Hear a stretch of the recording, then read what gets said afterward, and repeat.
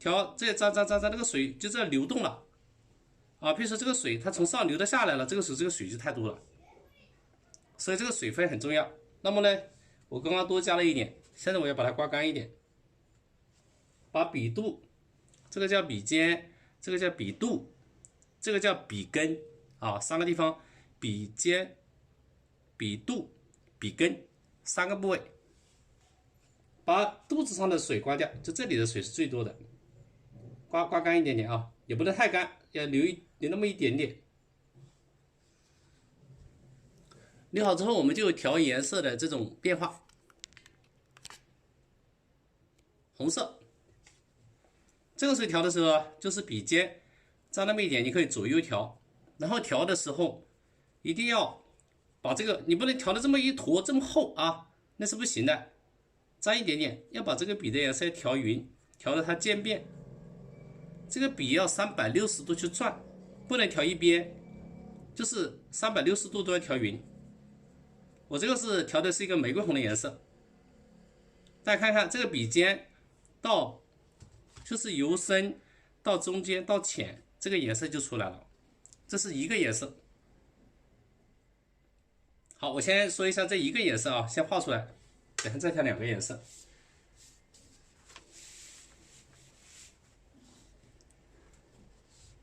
今天先说一下这个标题吧，今天的标题应该就是调色。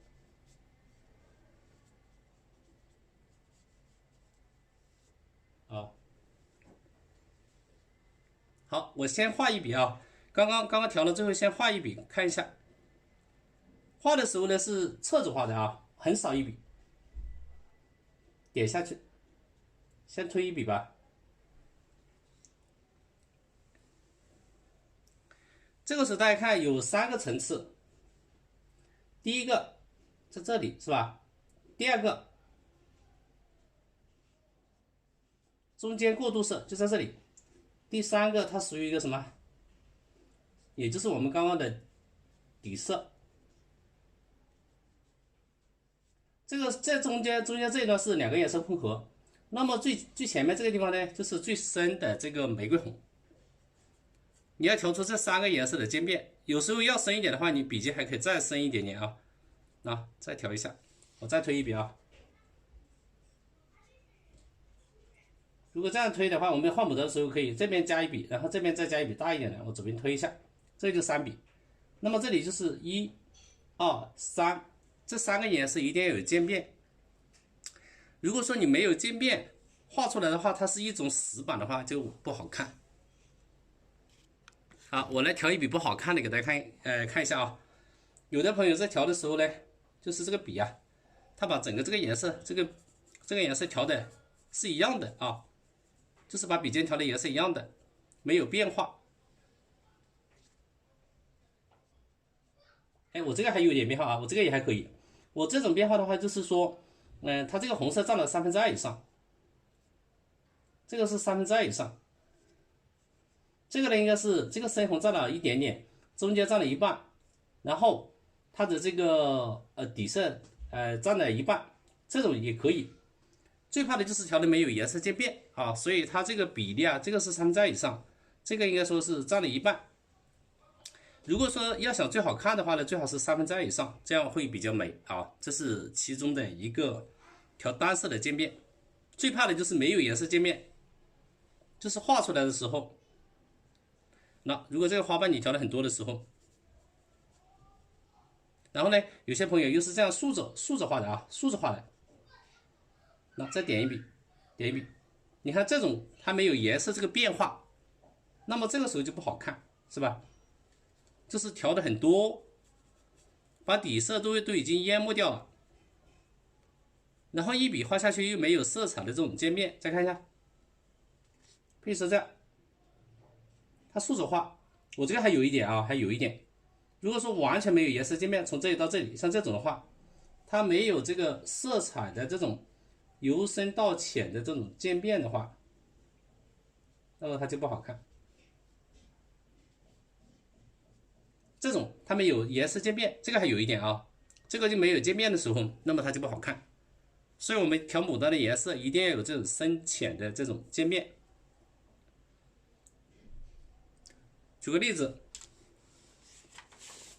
像我这个虽然是蓝色调啊，蓝色调你看这里一笔，中间这个边边这里就是由深到浅，这些小浅的也有，只是没那么明显，也是由深到浅，这些都是由深到中间到浅3个层次的渐变。这些笔法也是，每一笔的话都是由深到浅啊，由深到浅，这些也是由深到浅，就是要调出这种颜色的渐变，然后才比较美。如果颜色没有渐变的时候就比较死板了啊，所以呢，像这种的话就不好看了。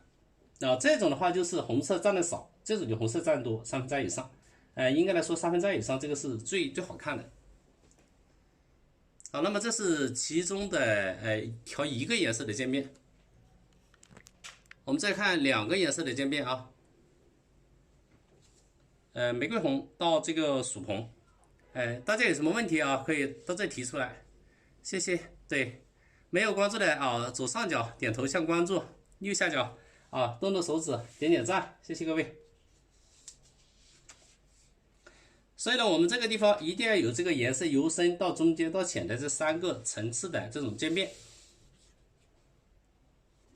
好，当我们画完之后，没有的底色的时候，你就用笔肚，然后笔肚这个地方沾那么一点点啊，这个中间这里再刮掉多余的水分，稍微刮掉一点啊。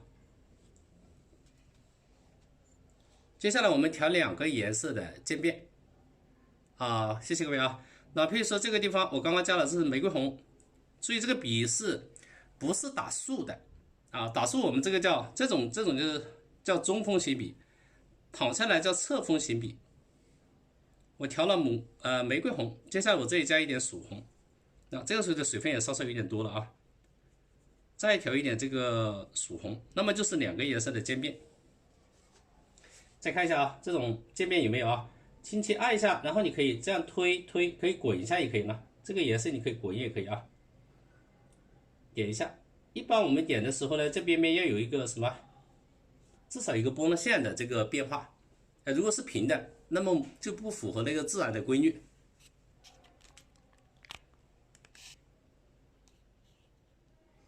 好，譬如说，那么这一笔下来就是也是3个颜色渐变，从曙红最尖尖的啊，这个地方最尖尖的第1个层次的变化，1，这是最深的这个底，然后中间它是一个过渡色，是吧？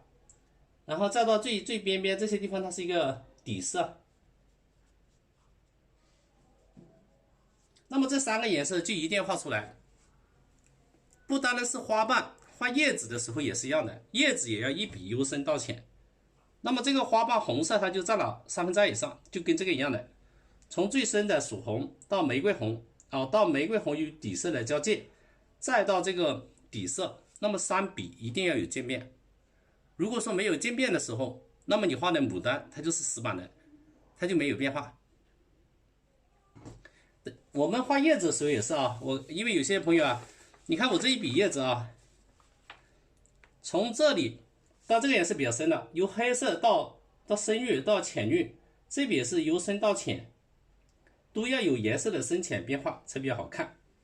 如果说叶子啊跟花瓣它都是没有变化的时候就不好。我再拿一个作品出来看一下啊，这样会更清楚。拿个红色的作品。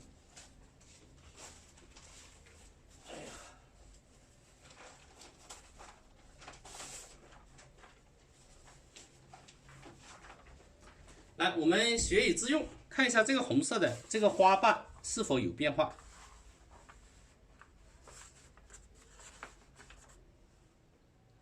就以这个为例，这一笔的话就特别清楚。你看这花瓣都是由深到中间色调到底色，1、2、3慢慢的过渡，红色占了2/3以上，一定有颜色渐变。这个花瓣也是啊，由深到中间到底色的渐变。如果说你这个颜色是一样的，那么它这个第1层、第2层、第3层，它的层次就出不来了。所以我们在调颜色的时候是非常重要，一定要调出由深到浅的这个变化。这几笔大的也是的啊，你看一下由深到中间到浅，它都要有过渡。花瓣的边沿不能够是平的啊，它要有一些波浪线的变化，太平的时候就不好看。好，所以呢这个调颜色这是一个方面。那这个花瓣它都是有由深到浅的这种渐变。如果说都是这种啊，这个地推的时候，它就这里到这里这个渐变太少了啊，这个就差不多，这个最好2/3以上的红色比较好。这种的话呢，就是它各占一半不太好，应该2/3以上是最好的。这个是稍微浅颜色的啊。假设我这个地方我们画的时候没有用到这个底色，画深颜色的花瓣，那也可以调出渐变。好，下面我来调一下。刚刚调的是2个颜色，3个颜色吧，从底色到玫瑰红到这个曙红的这种渐变，我适当的组合一下，给大家看一看这个花瓣组合一点点啊，底色来一点，刮掉多余的水分，因为它一吸，它这个地方你一转的话，它水就到处有了。好，往这边一点啊，大家都能看到这个调色，然后再调这个玫瑰红，斜着调，调出渐变，然后再调这个曙红。注意啊，这个笔你看躺下去，它就是这个360度，这个地方就是渐变的啊，这个颜色它就是渐变的。开心，谢谢谢谢。举个例子，组合一下，譬如说我们往右边这个地方轻轻点一下，这是一笔大一点的，然后这里再加一笔小的，这边再加一笔稍微大一点点的，这是前面一个半。好，谢谢。然后这边我可以再来一层，可以直接按，然后这侧面的可以这样由轻到重，由轻这侧面呢，每一笔都是由深到浅，这下面也可以侧面压着推一点，那么每一笔都是由深到浅的这种渐变。当你画完的时候不够的时候呢，笔尖再调一点这个玫瑰红，调渐变啊，到这个曙红的渐变。笔尖这个曙红稍微深那么一点点都可以的。譬如说中间这个地方，我不是从这最高的地方，从这下面这个地方对齐，按下面点一下，这里推一下，可以稍微推过去。那么这是一个花瓣，它就出来了。这边可以再来，中间这个地方呢按一下，基本上我是不切的啊，沿着这个空白的这个边去画，它就组合比较好。中间这里也是呢，你可以一边走一边推也可以啊。推一下，那么1、2、3层就这样出来了。一定要有这种从深到浅的这种过渡。好，边边你可以再加那么一点玫瑰红到曙红。边上这个地方如果再往上的话呢，就是侧面呢可以拉长一点，是吧？对啊，对啊，是吧？这里可以加一点，再推，然后再往这边按推，是吧？继续往这边推，那慢慢的就出来了。好，这是一个最基本的这个调色，由深到浅，就是1、2、3啊，它的这个3个变化一定要出来。如果没有的话，像这种就不好看了。来，接下来这个是有底色的这个花瓣，接下来我们画一个没有底色的，就直接画深颜色的。看一下深颜色就不用这个底色，这个地方没有浅色的地方，那怎么画出渐变呢？那也要。有的朋友在画深颜色的时候，它没有底，就是深深的颜色，它就没变化了。这个时候呢，我们可以换一换啊，往前面一点。刚刚说的是一个稍微有底色的这样一个花瓣的深浅渐变。好，谢谢啊，谢谢各位。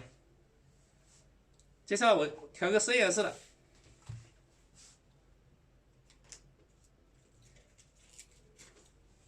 举个例子啊，画个鲜艳一点的颜色，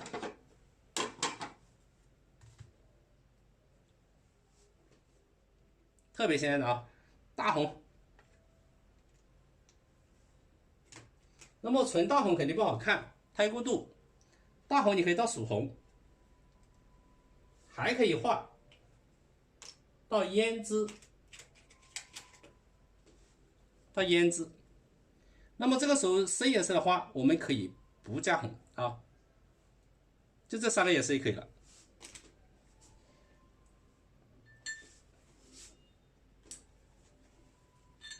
我换一支笔，那么这支笔里面我是不加底色啊，换一支笔不加底色，然后呢把它刮掉，这个地方我的底色刮掉，没有加底色啊，因为深颜色的花它这个红色跟紫它本来就有色差，浅颜色呢因为它浅的地方你加了底，那么它的底跟紫就有色差，它的边沿线就比较好看，一笔下去。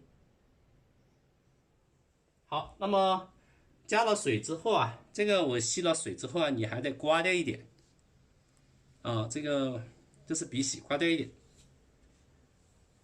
然后我们直接调颜色渐变，要有一点水啊。这一笔这个是很鲜艳的颜色啊，把笔的颜色起码要调到2/3以上，这个是大红特别艳的啊。如果说没有底色，你这样调出来，那么它的笔这个颜色也是由深到浅，因为这边有水嘛，那么它的颜色就是有深浅。这是一个颜色，其实画一个颜色你也可以画的啊。那我们一个一个试一下，举个例子，推一下，你看这个时候一种颜色我没有加底色的情况下，只要有水也可以由深到浅，那么它的颜色就是这样变的，是吧？由第一个方面到中间过渡色，到3个这个水跟墨来跟颜色的混合，那么它也是由深到浅，千万不能画平了。这是一种。如果你要画2个颜色呢，再加一个曙红，笔尖慢慢加一点点，加这个一小部分，再推一下，中间你可以按重一点是吧？我这边稍微推一下，这里轻轻点一下，这边点少一点。那么它这个深的地方就比这个地方稍微深一点，中间呢就是这个大红，边边就是水。好，那么这个时候它也是由深到浅。如果再加第3个颜色的话，我觉得我就要把红色再调多一点了，就是要它的底色啊接近这个大红的颜色。如果加3个颜色，调到这个笔的2/3以上，躺下来调，这个大红调到这来了啊，2/3以上了啊。三英你好，大家你好，各位好啊，各位好，好久不见了啊，前面几天一直忙。然后这个是曙红，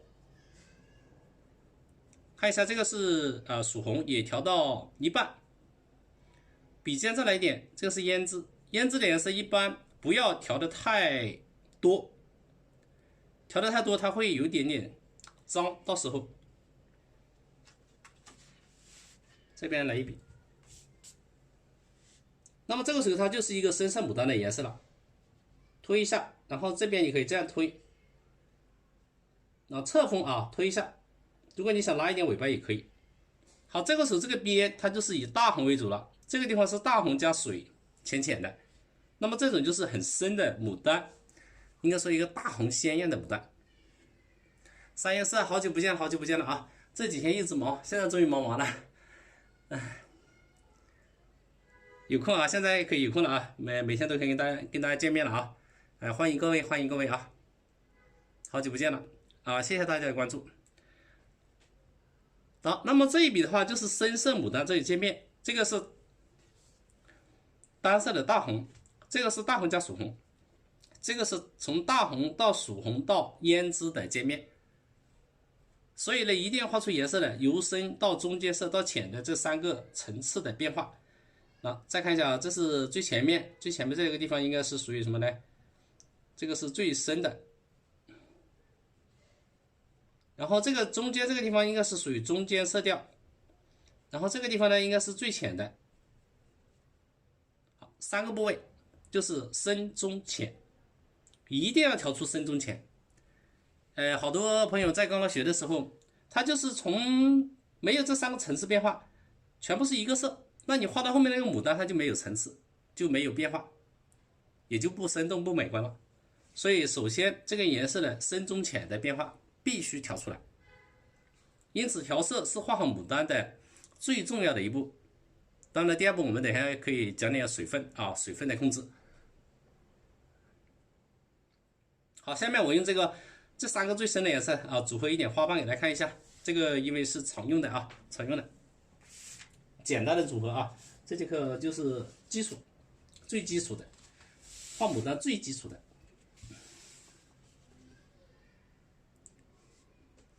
来，我们刚刚这颜色调好了，因为我没有水了，所以呢，我的笔肚啊有2个办法。这个时候我不用加啊，就直接清水加那么一点清水就可以了啊，一点点可以了。画深色的牡丹不需要这种浅底，然后不够继续调啊。这个是大红到曙红，然后再到胭脂啊。特别艳的一种牡丹啊，特别艳的牡丹。举个例子，这边画这个深的部位啊，中间这一笔重一点，你也可以滚动一下。好，那么这是前面一笔，然后第2层可以小一点，2个，然后可以1笔下来都可以啊。第2层，如果这个地方色差不够大，那么你笔尖再来一点点胭脂，让它这个色差稍微大一点。那加了胭脂之后，它这个色差稍微大一点，由深到浅。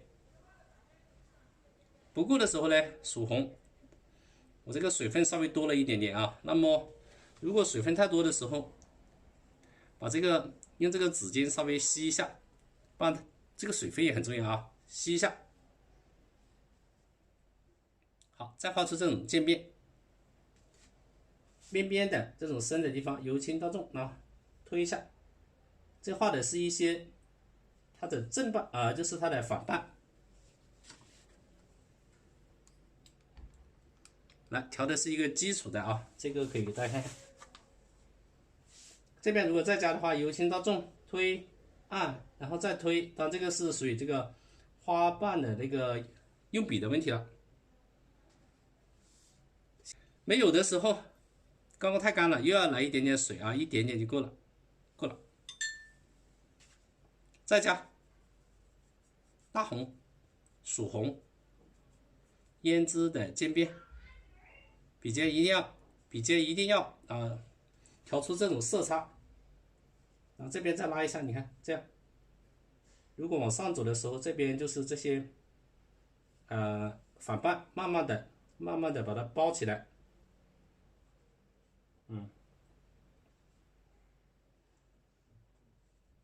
这些反瓣注意这个大小的变化，你看这个时候每一笔都是由深到浅的这种变化就出来了。啊，欢迎各位，欢迎各位啊！来，我们看一下这些，可以近看一下啊。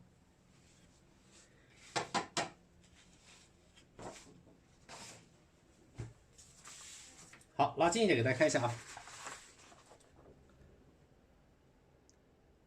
那么这些红色它就是由深到浅啊，粉色也是，玫瑰红的也是啊，由深到浅，这些花瓣都是必须有这种深浅的这种变化，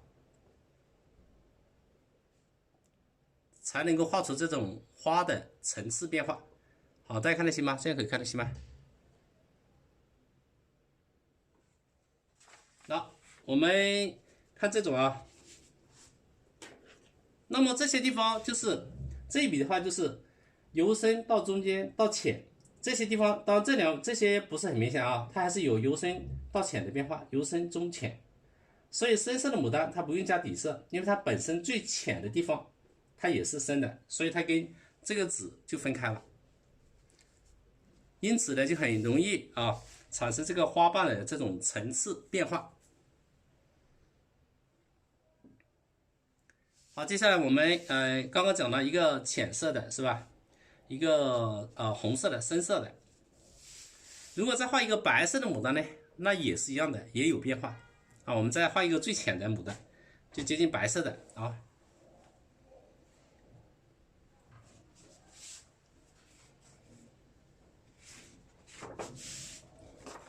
白色牡丹的底色在哪里？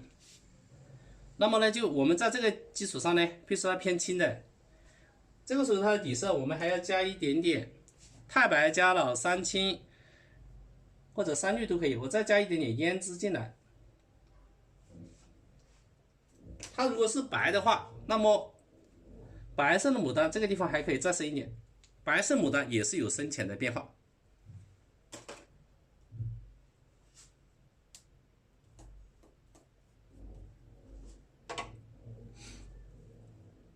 好，接下来我们给它加这个水啊，可以再加一点点进来啊，加一勺就够了，然后调。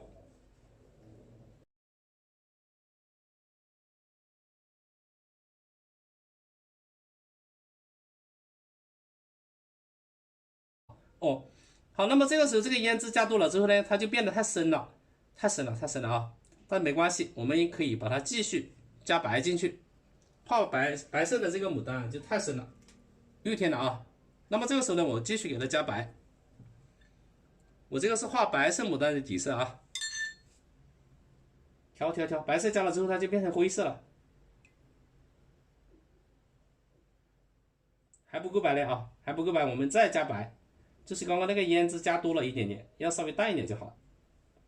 我另外来一个白色牡丹，有偏蓝偏红的，它有很多种类型的，所以呢，我们调的时候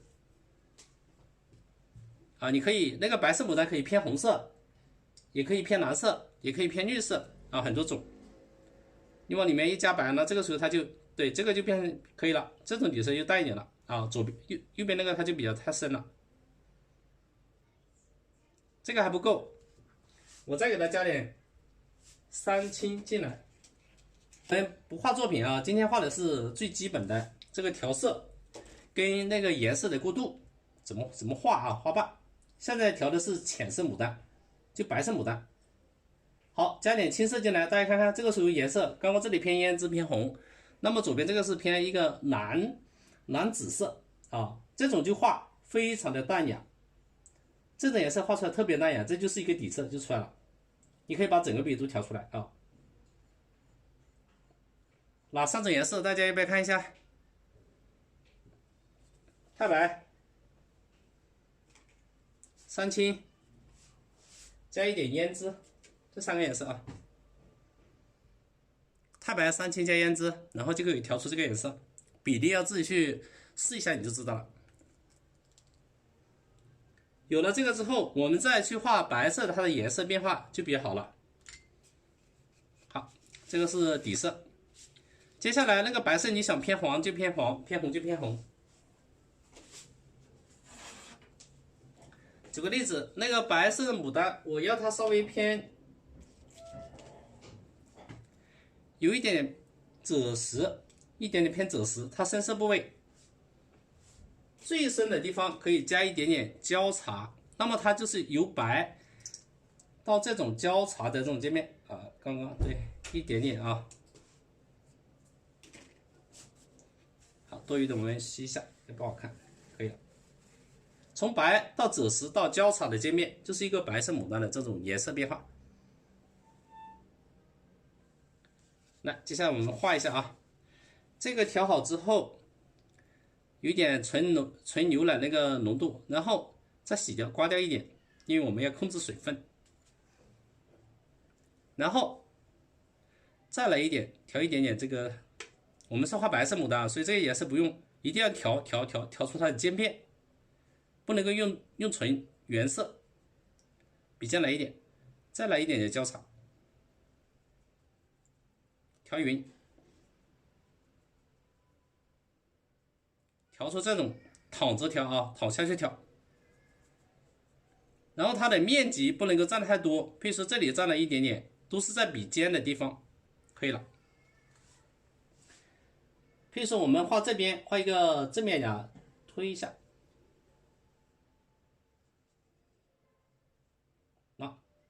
这里再加一点，它这个就是一个浅浅的偏这个赭石到焦茶的颜色变化。好，我们多画几层，啊！注意啊，不能够调的太多啊，因为以白色为主，其他颜色它占了1/3左右。然后这个颜色要调开，我觉得这个地方刚刚有点没调开。好，那么这个时候就是一个淡淡的白色，我们画第2层。点一下，然后再推一下，可以直接一边点一边推，点一下，然后再推，然后推。好，没有颜色变化的时候再来，这个笔尖加一点点，再到这个赭石，到这个交叉，轻轻推，然后再按一下推。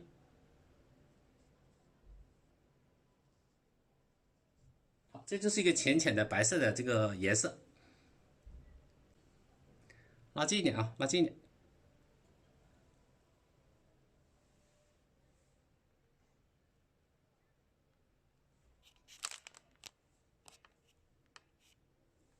好，我们把这个画多一点啊。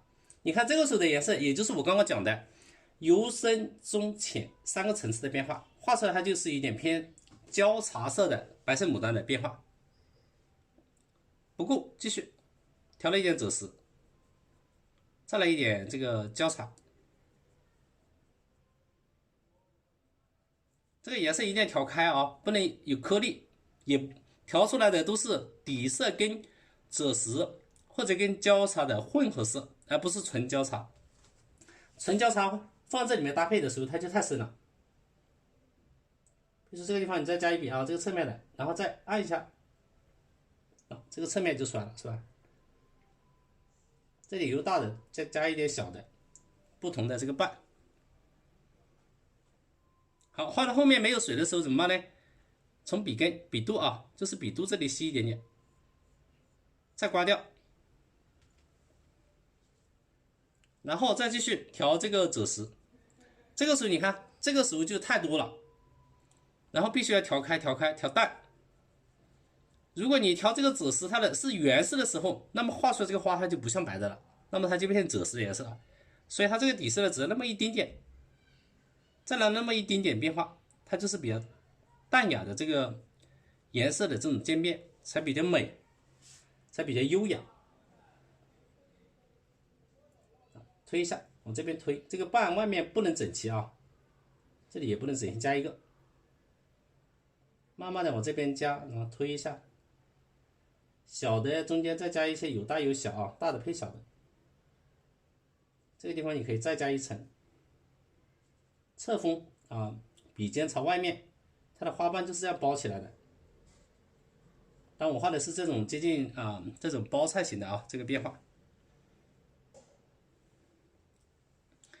不够颜色的时候再继续加啊，调点这个颜色赭石，再来一点这个焦茶，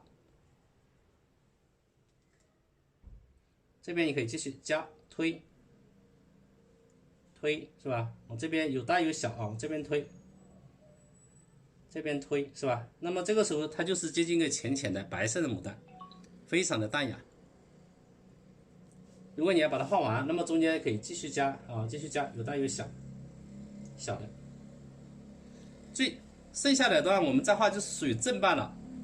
正瓣的颜色呢，就直接这个颜色要稍微深一点啊，调浓一点。再调这个焦茶，调稍微浓一点，但是也不能太深。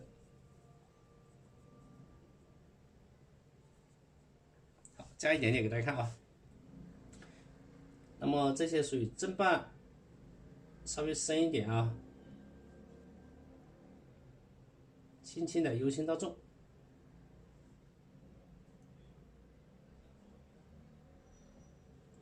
包起来了，那么这个时候它就属于它的一个侧瓣一个正瓣，它就出来了。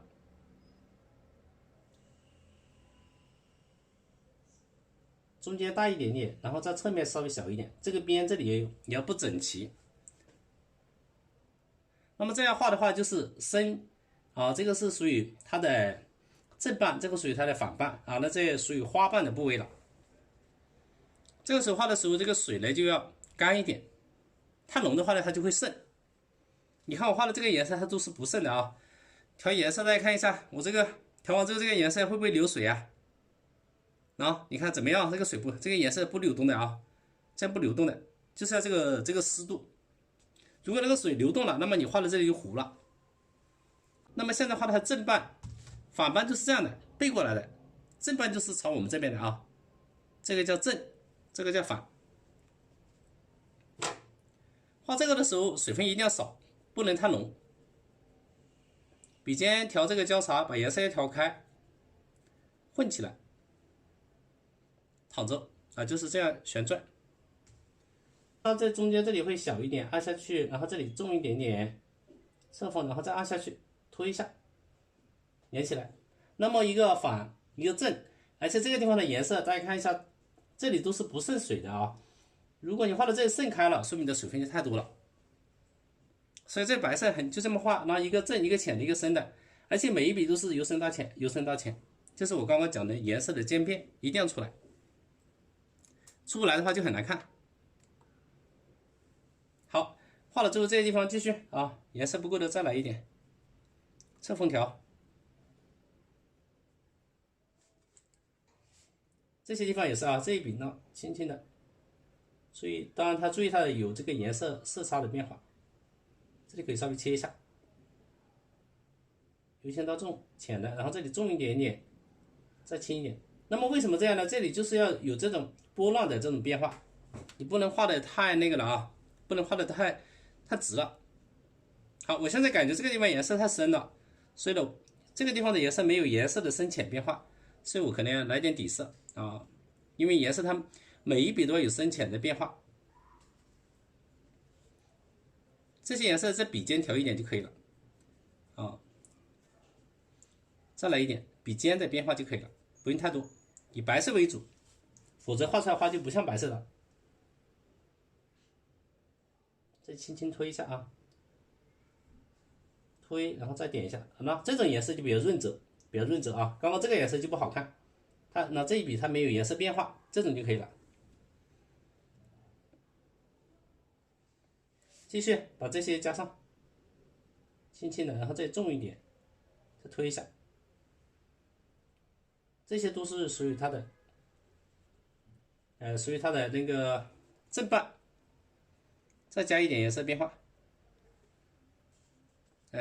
各位朋友没有关注的关注一下啊，有6、7天没有跟朋友们见面了，感觉这里不够呢，可以现在加一点也可以啊，正反都可以加一笔，加一点，让它不要那么对称，是吧？这边加一个小一点的啊，有大有小。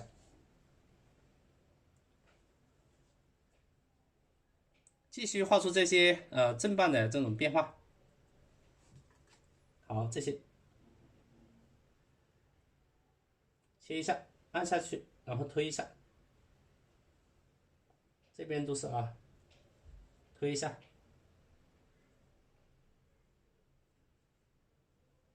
这里面的花心啊部位就是比较深的，没有颜色了，我再调一下底色。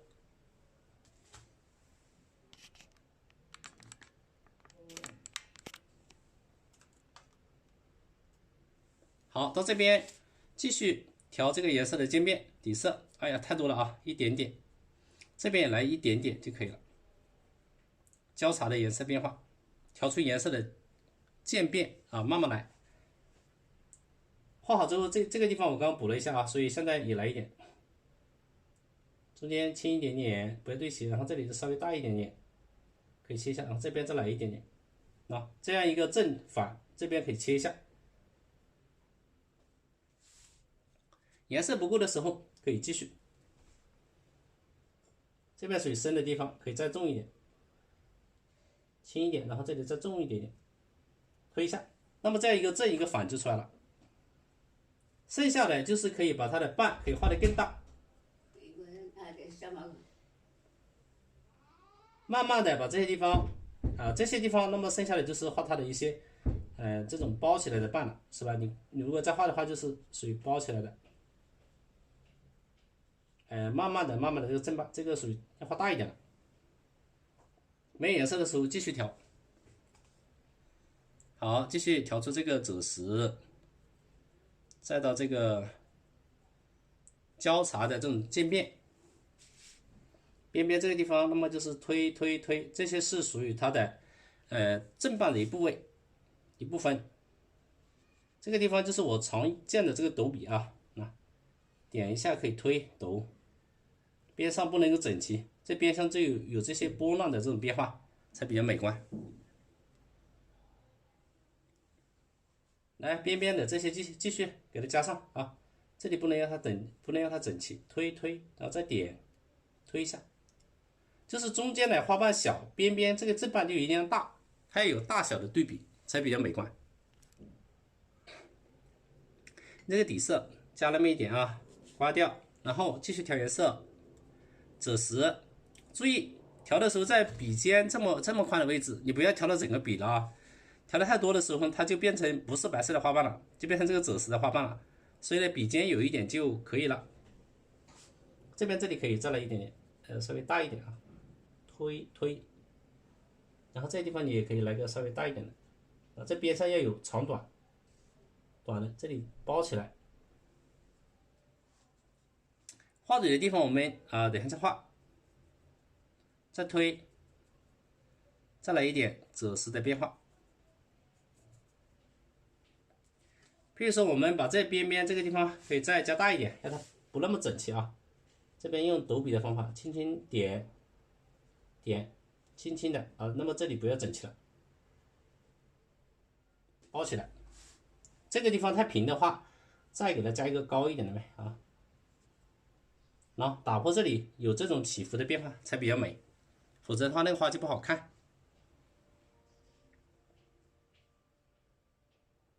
中间这个地方再画一下，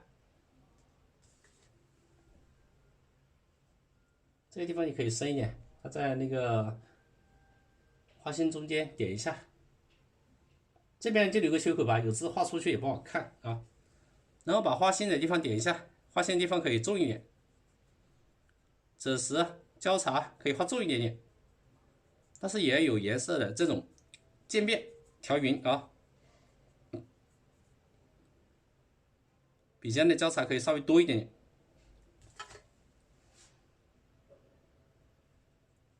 推，沿着这里推，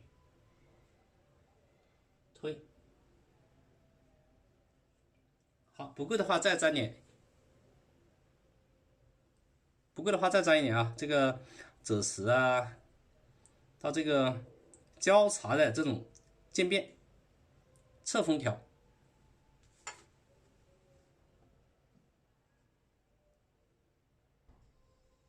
笔尖朝外面，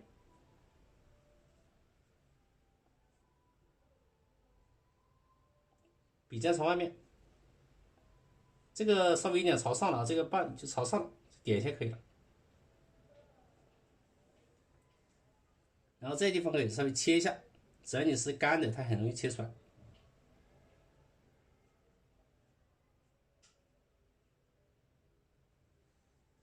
好，不够的时候呢，小细节你还是要调，赭石到这个交叉的这种变化，稍微切一下。等一下再加个花蕊，那么这个花就差不多了。我们把这一朵画完啊，画完。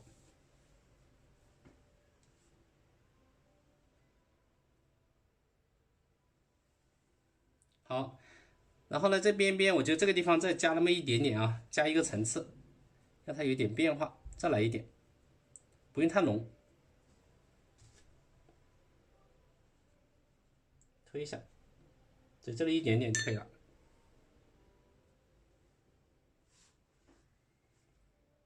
中间这个地方补一下，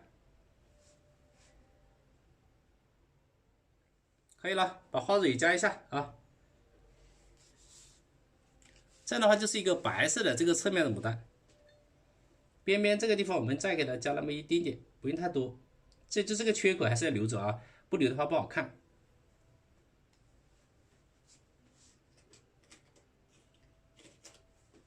剩下一点用山绿加一个它的花蕊部位，拿一支短一点的笔锋，然后直接调山绿。如果你画不动的时候，就可以来一点点水；如果画得动，就不用加水啊。有时候它那个颜料久了，它会有点干，一般新的它是有点水分的，太干了啊，久了有点干了。把笔还是要调尖，虽然花心多，但是要尖。好，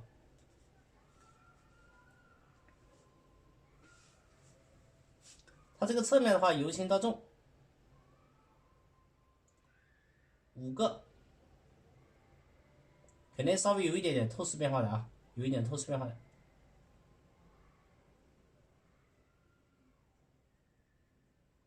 那么这是第一部位，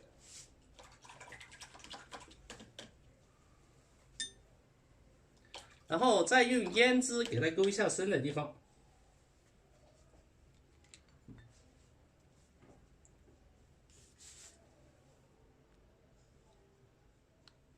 胭脂直接用胭脂色啊，把它那个中间它有个空缺空隙给它点一下，就齿尾的空隙这里，这里由重到轻，中锋用笔由重到轻，由轻到重。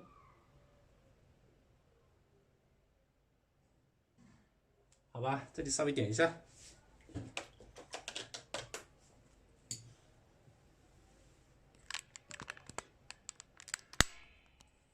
那么这个是一个最基础的，接下来点它的雄蕊啊，打个圈吧，雄蕊，雄蕊就是藤黄加太白就可以了。那么这个就是一个白色的偏赭石的牡丹，它的一个花头的这样一个变化。好，我们这个藤黄稍微多一点啊，再加藤黄3，这个应该是2:1吧，藤黄多一点啊。然后你把它要刮成这个尖尖的变化，既要干要尖，稍微刮尖一点。好，把这个点出来吧啊，由轻到重，由轻到重，花嘴的变化。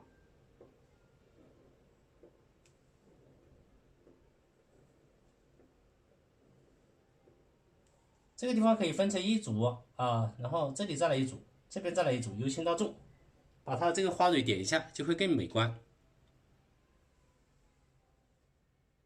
由轻到重，由轻到重，这里可以交叉一下。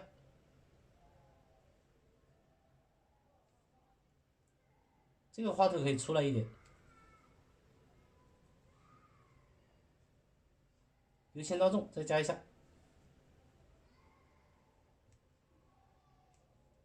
注意每个不要那么整齐，可以相互交叉一下。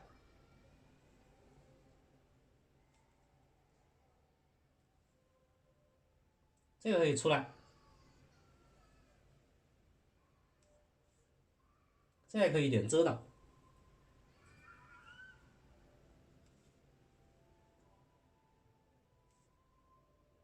好，那么这样的话，这个花头就差不多了啊。我们今天这一章讲的都是一个最基础的这种变化，从花瓣的调色变化，深中浅啊，粉色的到这个深色的牡丹，再到这个花瓣的渐变，然后再到这个浅色的牡丹啊，讲到3个颜色的牡丹，1、2、3，然后这个花头画了一下，这是属于浅色的。所以我们在朋友们在画的时候，注意这个深到中到浅的这种变化特别重要啊，有这种渐变那种花就成功了一半，剩下的是属于一个这个花瓣的组合了。好，我们近看一下吧，近看一下啊，这就是一个最基础的，近看一下啊，偏这个赭石的这个花瓣浅颜色的变化。这个是属于一个深颜色的这个变化，这个是属于玫瑰红的这个颜色花瓣的变化。